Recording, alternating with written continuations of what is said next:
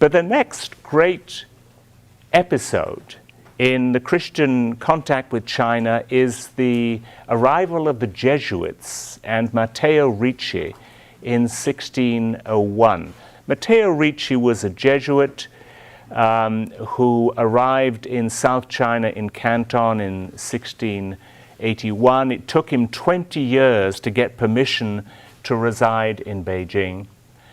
I'm going to use the word Beijing, although it was obviously called Peking in Western parlance in those days. But it took him 20 years to get there.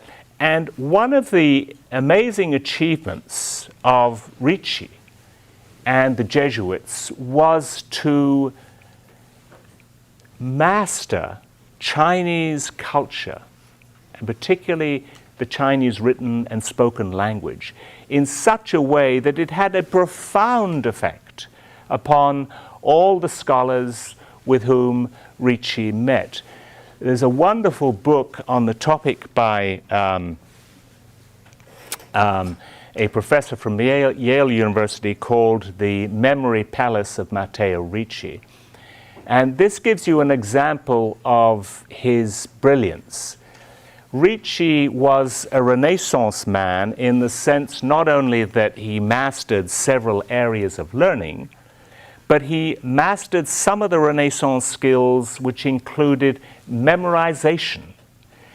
And he could sit at a dinner table with Chinese fellow guests, listened to a Tang Dynasty poem of 20 lines recited aloud in his presence, and then repeat the poem perfectly, word for word, as though he had memorized it 2 hours earlier.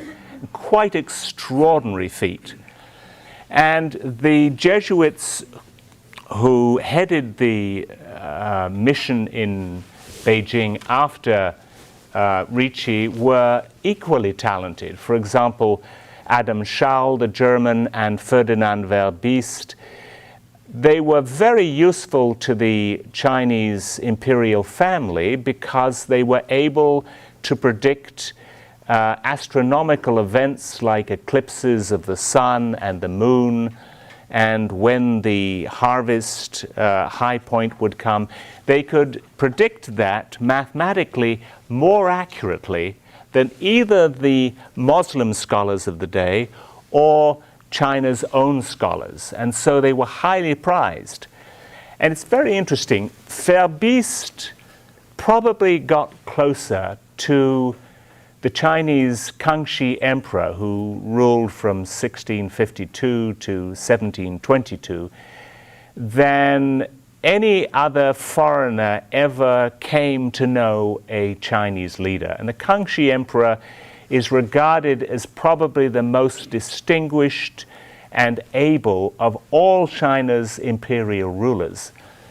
And we don't know whether or not he persuaded the emperor to adopt Christianity. He probably didn't, because the emperor of China felt that he had a particular spiritual role as partaking of the Ming Dynasty rituals and so forth to mediate between heaven and earth.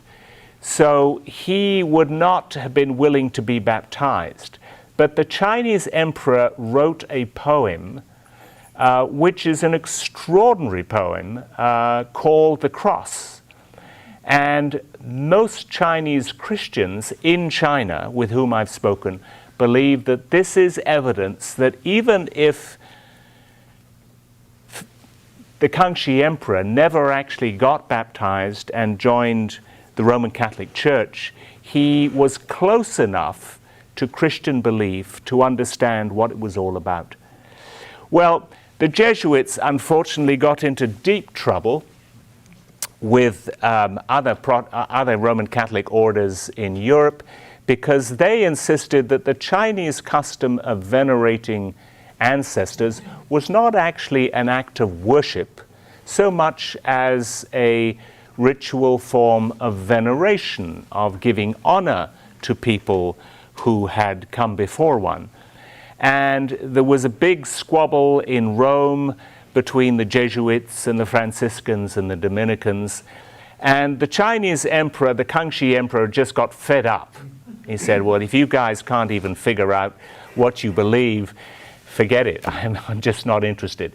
And whereas the Roman Catholic churches had been able to establish churches, the Roman Catholic authorities have been able to establish churches, schools, and sort of scholarly centers in China. By the time that the Kangxi Emperor died in 1722 and his son succeeded him, 2 years later his son gave the order of expelling all the Roman Catholic Christians from China. And that was a drastic move which completely destroyed the work, the patient work of more than 100 years that the Jesuits had established in China.